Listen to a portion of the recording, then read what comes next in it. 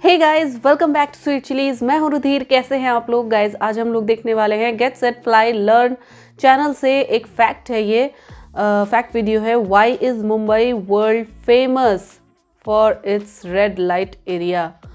Okay, तो यहाँ पे हमें पता चलने वाला है, मतलब इस वीडियो में हमें पता चलेगा कि मुंबई का जो रेड लाइट एरिया है वो क्यों फेमस है। वैसे फेमस तो नहीं कहना चाहिए फेमस शब्द एक पॉजिटिव सा लगता है, और ये ऐसी चीज़ है कि मतलब ये ना डीफेम करती हुई चीज़ है। ठीक है, किसी भी चीज़ को ऐसा रेड लाइट एरिया सुन के ही मतलब बड़ा अजीब लगता है। सो चलो यार, ये वीडियो देखते हैं और उसके बाद में इसके बारे में बात करेंगे। ओरिजिनल लिंक आपको डिस्क्रिप्शन में मिल जाएगी, so do check it out. Let's start the video.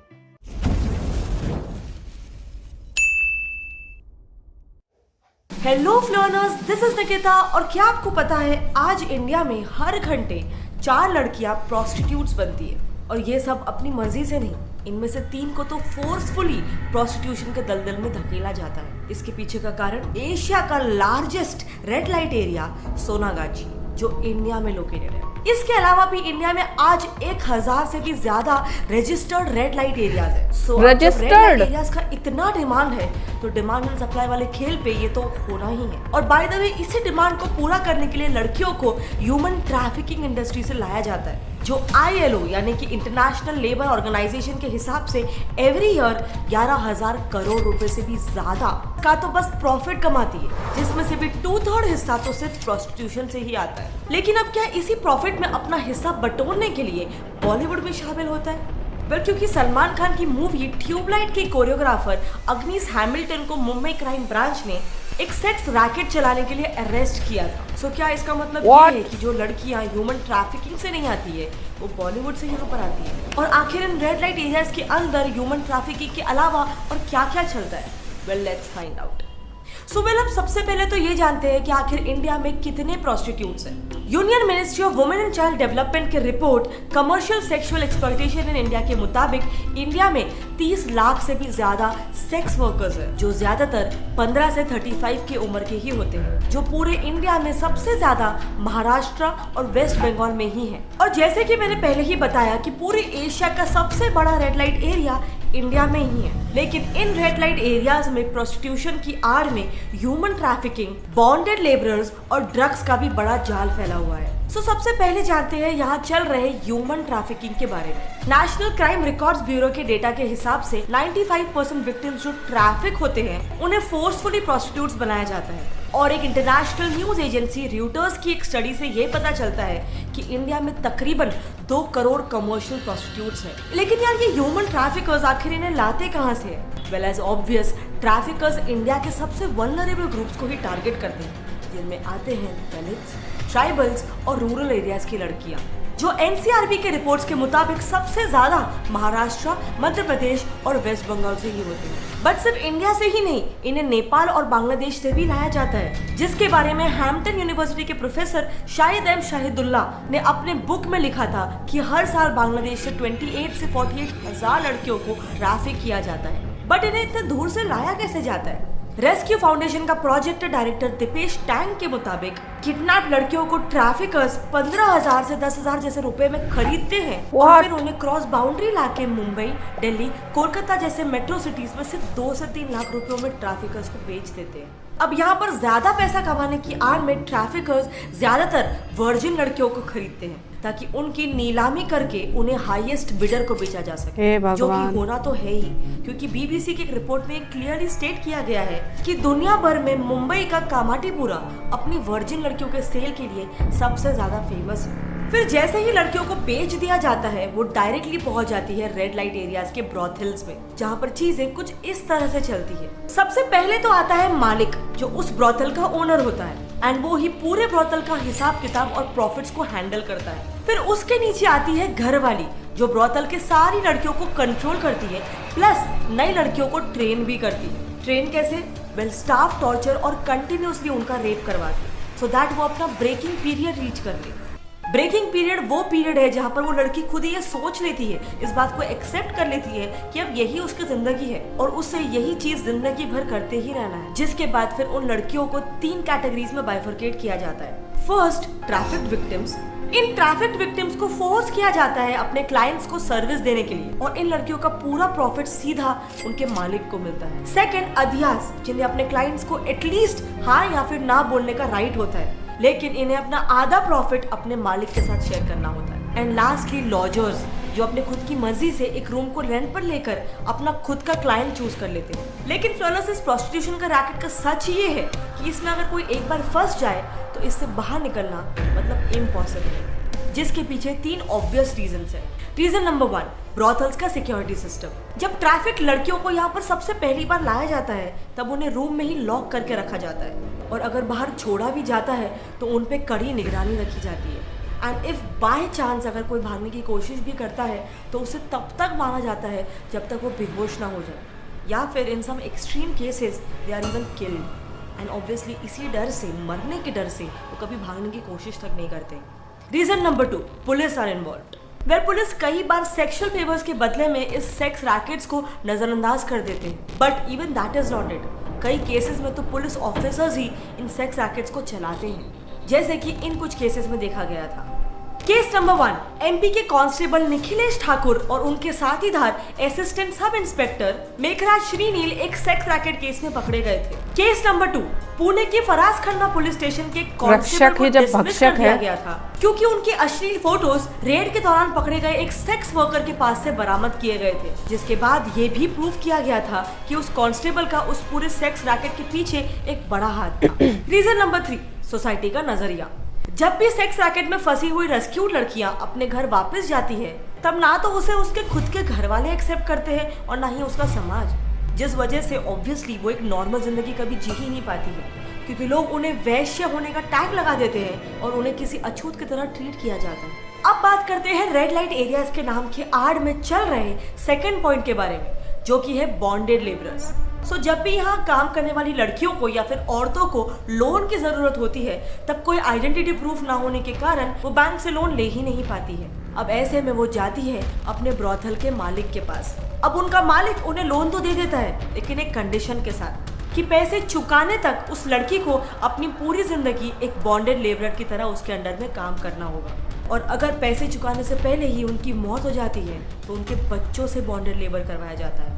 अब आखिर में बात करते हैं रेड लाइट एरियाज के आड़ में चल रहे तीसरे पॉइंट के बारे में, माल।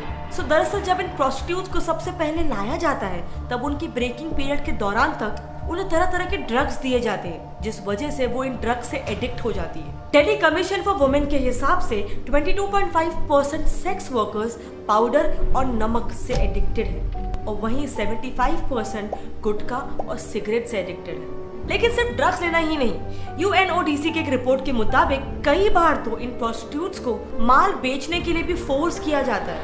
यस, इन्हें इलीगली ड्रग्स के बिजनेस में डाला जाता है। अब क्या आप जानते हैं कि इन सबको कौन चलाता है और क्यों? Well, Bollywood and Hollywood. अब इसके पीछे कुछ एग्जाम्पल्स हैं। एग्जाम्पल नंबर 1, सितंबर 2020 में इंदौर के एक पुलिस स्टेशन में 2 लड़कियों ने FIR दर्ज करवाई, ये कहते हुए कि उन्हें मॉडलिंग इवेंट में काम देने के बहाने से लाया गया और प्रोस्टिट्यूट्स बना दिया गया।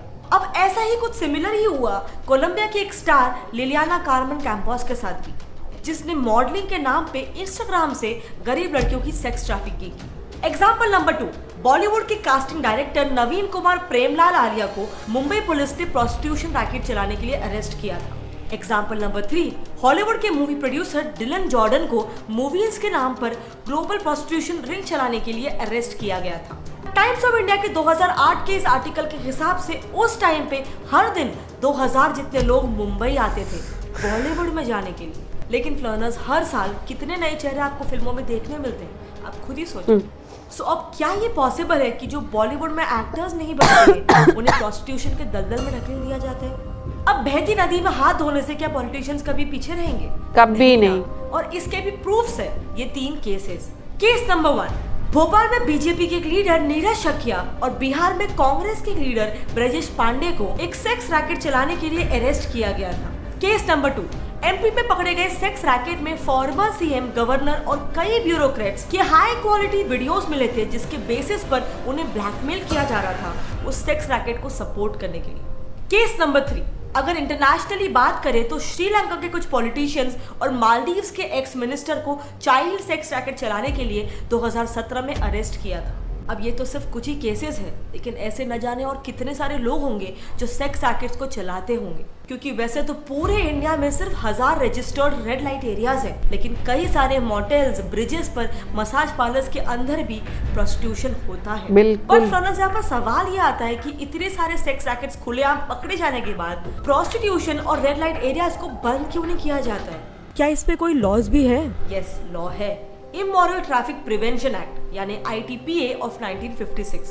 इस लॉ और इंडियन पीनल कोड के तहत एक ब्रॉथल को चलाना, किसी को प्रोस्टिट्यूशन करने के लिए ललचाना, उसे उकसाना या फिर किसी बच्चे और औरत को प्रोस्टिट्यूशन के लिए ट्रैफिक करना इलीगल है। लेकिन इस लॉ का एक लूप होल है। इसका एक सेक्शन में ये बताया गया है कि प्रोस्टिट्यूशन पूरी तरह से इलीगल नहीं है, बट पब्लिक प्लेसेस जैसे कि होटल्स, स्कूल्स या टेम्पल्स जैसे एरियाज में किसी भी तरीके का इमोरल एक्ट यानी दलाली, प्रोस्टिट्यूशन करना इलीगल है।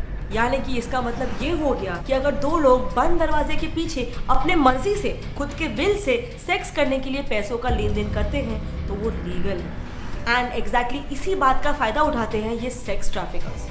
यार तो ये रूल बदलना चाहिए। बचाने के लिए सरकार ने कई सारी स्कीम्स और पॉलिसीज लॉन्च की है, जैसे कि उज्ज्वला स्कीम। इस स्कीम को ministry of women and child development ने ट्रैफिक हुए और कमर्शियल सेक्सुअल एक्सप्लॉयटेशन से पीड़ित लोगों को रेस्क्यू करके उन लोगों को अपने घर वापस भेज पाए और उन्हें फिर से समाज में ला पाए, उसके लिए ही लॉन्च किया गया है। दूसरा है नेशनल अर्बन लाइवलीहुड मिशन, जिसके तहत रेस्क्यूड प्रोस्टिट्यूट्स को स्किल सिखाए जाएंगे ताकि प्रोस्टिट्यूशन के चक्रव्यूह से निकलकर वो नया जॉब कर सकेंगे। लेकिन फ्लोरेंस, क्या आपको पता है कि इंडिया में 90% किन्नरों को भी फोर्सफुली प्रोस्टिट्यूट्स बनाया जाता है? हे भगवान। अपार्ट फ्रॉम दैट, ITPA के अंतर्गत रजिस्टर किए हुए 2300 केसेस में से हर 100 केसेस में एक मर्द भी होता है।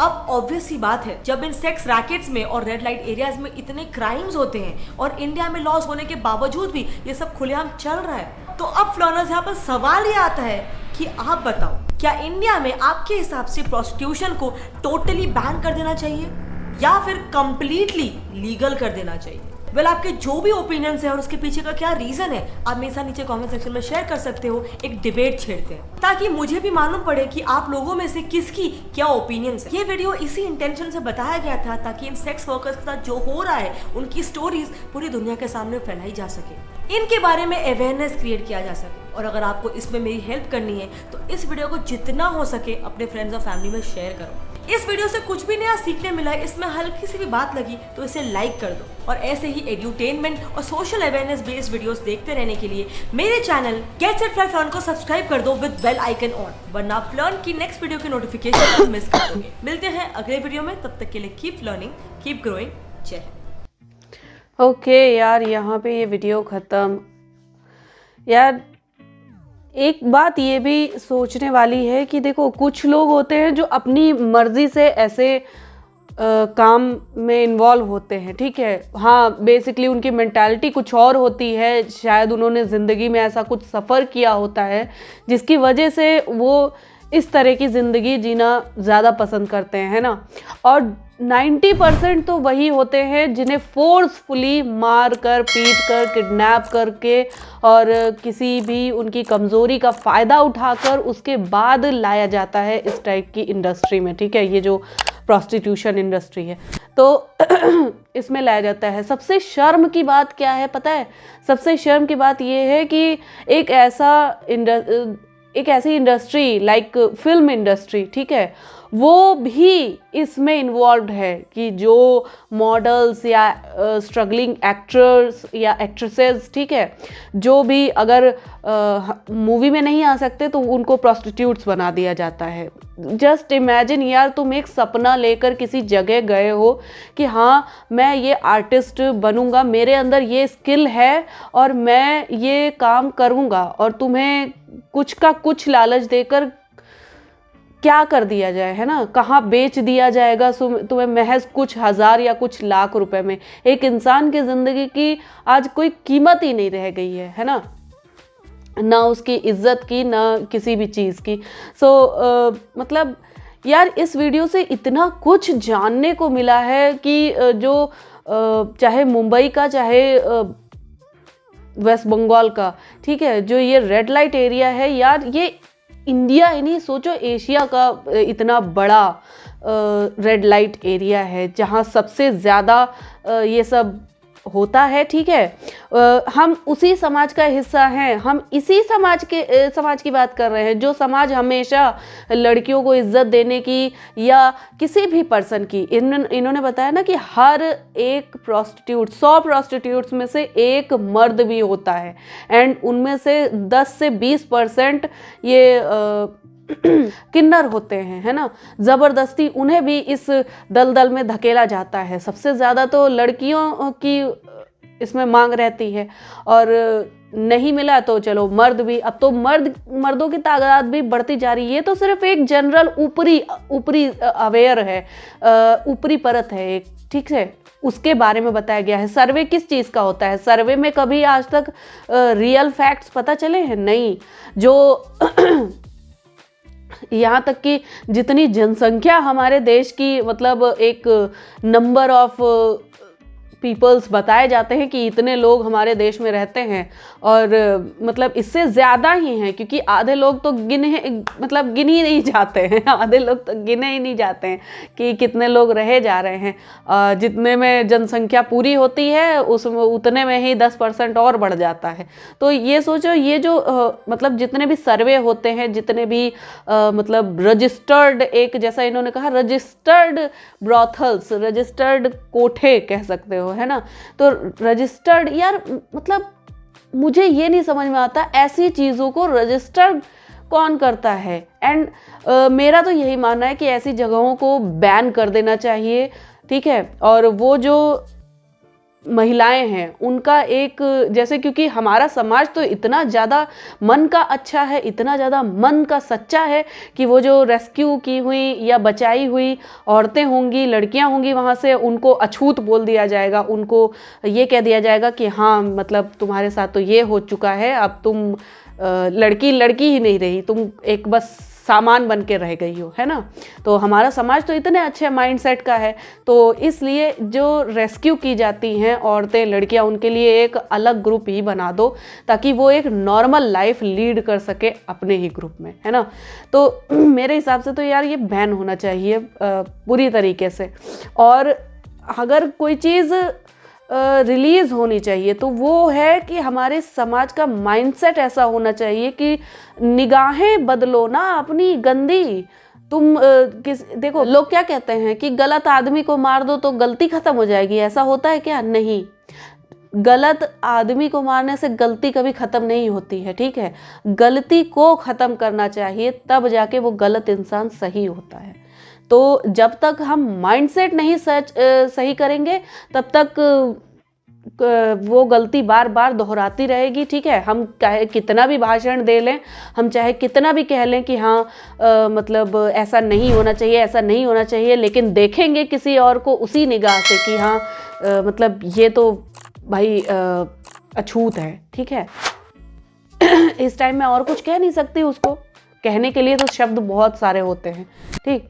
लेकिन जब तक हम ये नहीं सोचेंगे कि हाँ वो भी इंसान है, उन्हें भी जीने का हक है, इस तरह से खरीद फरोख्त नहीं होनी चाहिए, तो तब तक ये समाज सुधर नहीं सकता है, ठीक है। जब तक हम खुद नहीं अपनाएंगे उन्हें, तब तक कोई और तो क्या ही अपनाएगा। सो यार आई होप आप लोग को रिएक्शन पसंद आया होगा। अगर अच्छा लगा हो देन प्लीज़ लाइक और शेयर ज़रूर करना। मैं मिलूंगी नेक्स्ट वीडियो में। Bye bye.